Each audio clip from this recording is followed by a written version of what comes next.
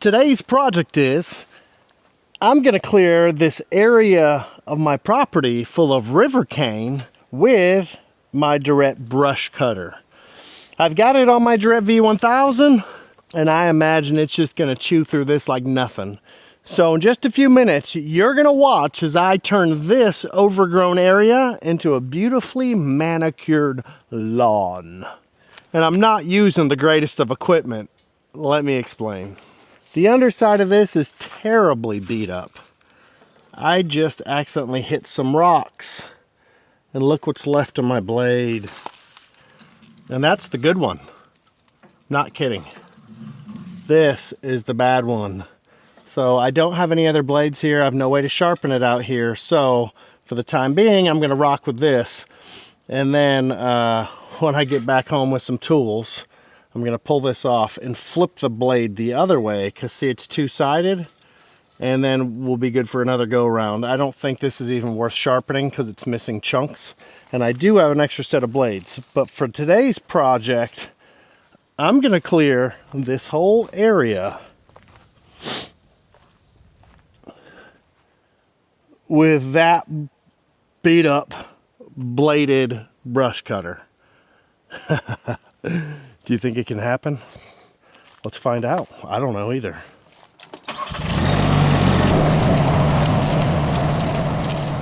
On this little section here, this is right under the power lines. It's right across the water from where I parked my truck now, and I cleared the other side. So this goes really fast and it's pretty awesome. Good little parking spot.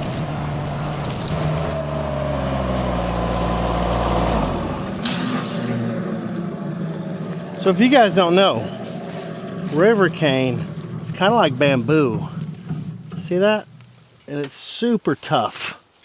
But they make arrows out of this. They make all kinds of stuff out of this. It's pretty cool. But it's about to be gone. So let's get back to it.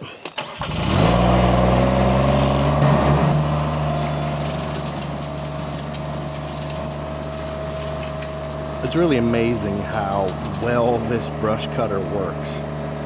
Now I've used the brush cutter on my little Honda gas-powered DRT450, and now I've used it on the V1000, and I've also used it on my little gas-powered DRT480. And it just works so well. Even with these hacked up, dull, terrible blades, it just eats through anything.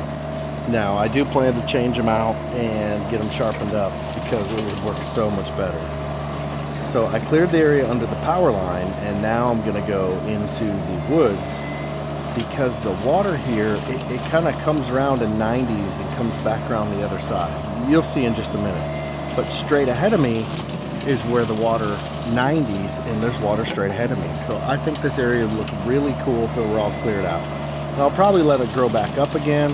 I don't plan to take out trees here, but I just want to take out all the debris, all the brush, all the briars, all the thorny vines, because I'd like to be able to walk through it, and I don't like all the thorns and stuff. And this river cane will grow right back. It's really hard to kill off. But when it rains heavily and it floods, all the debris, well, it clogs up the waterways. And I don't want the waterways all clogged up. I'd like to have the water free flowing. And what I think I might do, I said in a previous video, I might just come straight across here and dig a big trench and make it so the water goes on both sides of this land to the right of me and kind of make it an island. I think that would be amazing to have an island.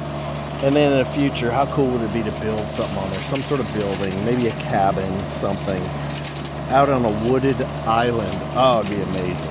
But we'll see. We'll see how it goes. First step, I'm going to start mowing all this stuff down and see what we're working with. Now, there were a couple places I did see some big holes, so I'm sure there's some sort of animals living there. See? There's the water straight ahead of me. But it's full of junk, trees, logs, all kinds of stuff. Look at all the debris flying into the water. And so hopefully I can get that water to drain out, and maybe in the summer when there's no rain and everything's drying out, That's kind of the drought time of year.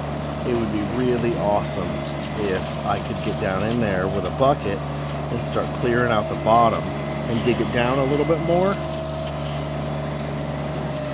and get all the debris out so the water really flows. But what I'd really love to do is dig it out, make it kind of a permanent pond, and get a little pedal boat, a little paddle board in there, and you could put a little boat in, you could like pedal around. How cool would that be? That would be amazing.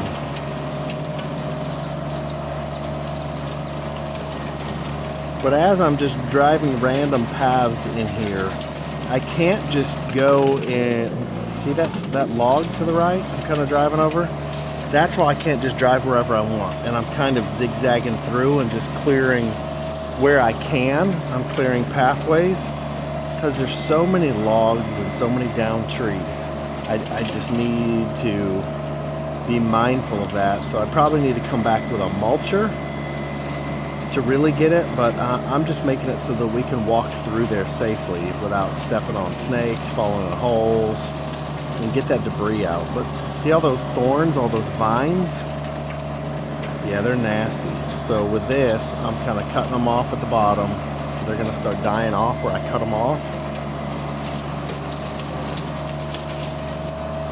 And as I go through there, it'll just really open this up. I'm really excited to see what it's going to look like all open up. Because yeah, straight ahead, you can't even walk through that. It just doesn't make any sense. But I keep hitting sticks and logs and branches and things that a brush cutter shouldn't be hitting, but I don't care with these blades. We can get the blades working a little bit better, and hopefully after I come through with a mulcher and I clear some of this debris, this will be a really nice forest area. And then we can keep it kind of maintained, because this is right by the road. This is actually the first area you see when you're coming down the road coming to my place.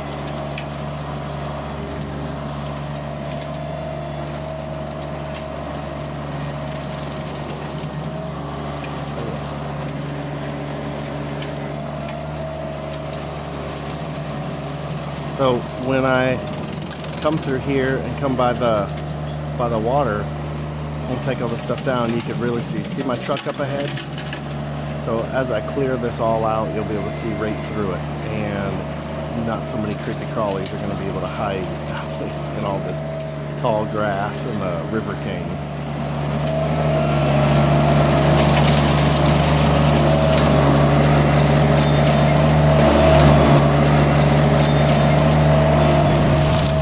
I don't know if you heard that metallic tinging noise, but that was my cue to finish up for now.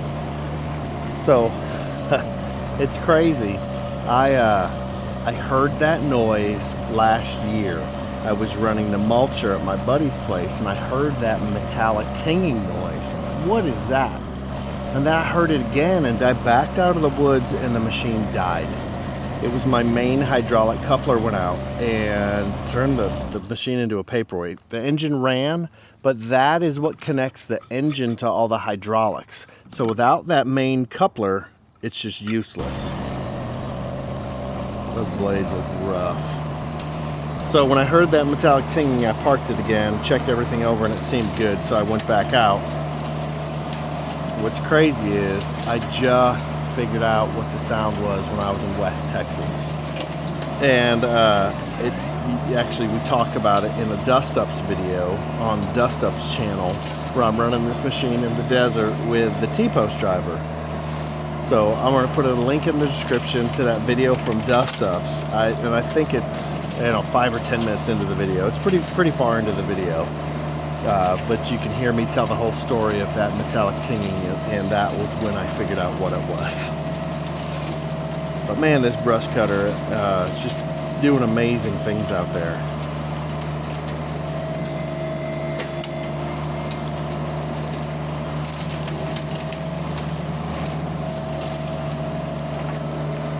You can really start to see. You can see where I burned over there. You can see all the black. Yeah, that area, that's where we burned. And it didn't burn everything, but man, it's going to start greening up. It already is. You know, like that controlled burn to get rid of just the dead stuff on the surface does amazing things. And now I'm opening this up. I just can't see, I can't wait to see what it's gonna look like when I've finished all these projects out here. You know? Because there's a lot of projects. A lot.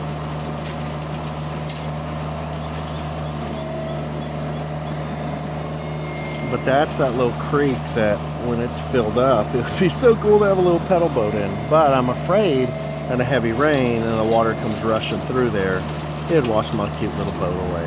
So that might not be a realistic thing to do. There's my truck again through the woods. But I'm getting this area getting cleared.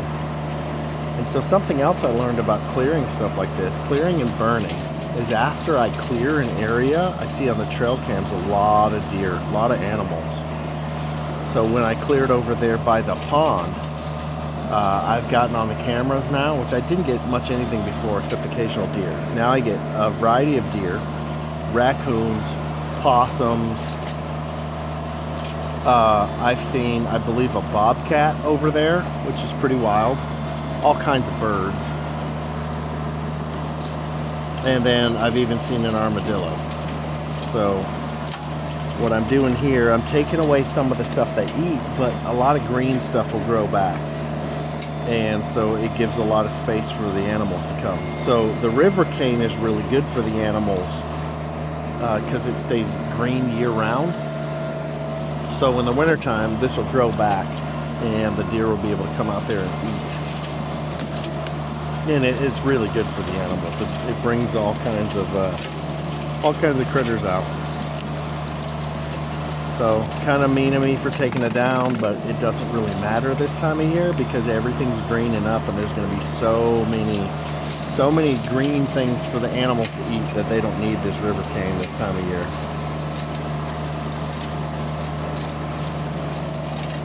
Yeah, pretty impressed with my zigzagging through all the trees and just slowly opening it up. And I'm zigzagging around a lot of logs and things I don't want to run into with a brush cutter. So when I come back with a mulcher, I'll just really try to clean it all up. And what I can't clean up, I'll make a big pile and we'll have a bonfire out there on my potential future island.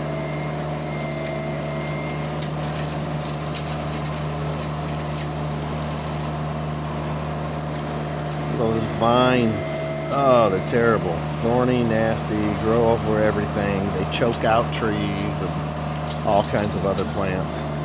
So I love the trees. I love the nature, but selective plants, selective nature. Don't like the copperheads, don't like the cottonmouths. I don't like the stray dogs that attack random animals. I don't like the thorny vines.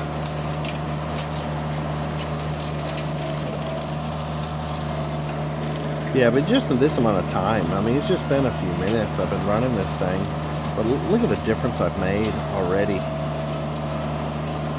Imagine if I've just stayed out there for an hour or two. Or imagine this. Imagine we have somebody, you know, one of you come out and you run the brush cutter, and then I run the mulcher. Maybe somebody else come run something else, run a grapple and go pick up logs. What if we had a team of guys? Imagine what 1 hour, 30 minutes, 3 guys, 3 machines, just getting after it. This whole area would be done. Like, it wouldn't take very long at all. But one guy, one tool, it's still pretty fast, but it's going to take a little bit longer.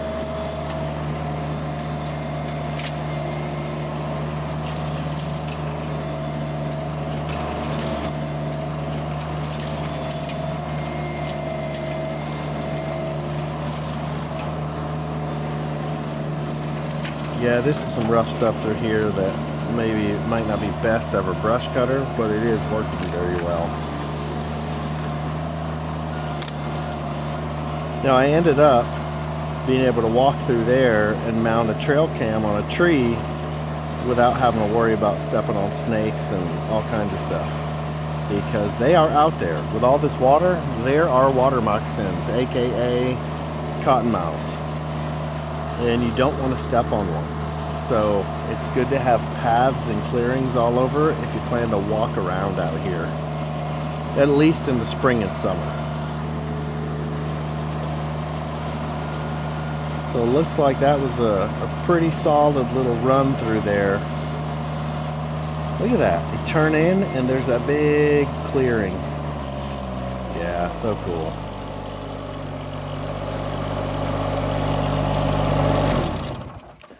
I'm thinking that maybe brush cutter's not the right tool for the job.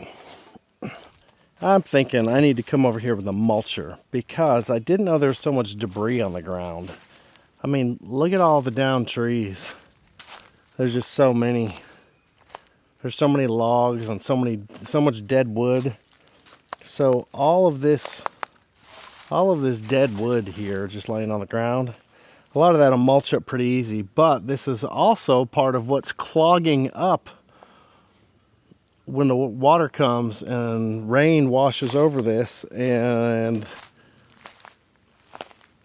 I think that a lot of this debris is blocking the waterway. So we don't want that. We don't want the water blocked because it clogs it up and makes it flood.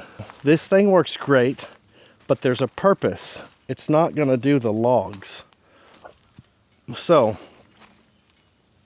I need to come back with a mulcher, and we need to mulch this place. But this dude is doing a great job. I'm pretty happy with the brush cutter. If you need to knock down the majority of the stuff here, got knocked down.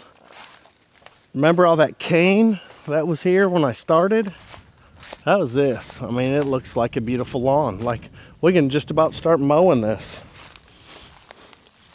But the cane is still cane. It's not gonna mulch it.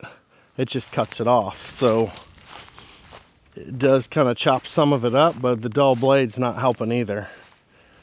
But man, this is already a big improvement. So yeah. Man, there's paths all throughout this now. So this is cool. That was a good test. It was a good little clearing exercise, but let's get that mulcher. Let's bring it back out here. You know what? Why don't I try a different machine next time? So we tried the V1000 and the brush cutter. Why don't I grab a different machine, throw it on, and let's see what we can get done. Because that would just work really well for testing equipment, right? All right, thanks for watching. Have yourself a great day. Don't forget to like and subscribe if you want to see me beat on some more machines. And besides that, have a great day. See you in the next one.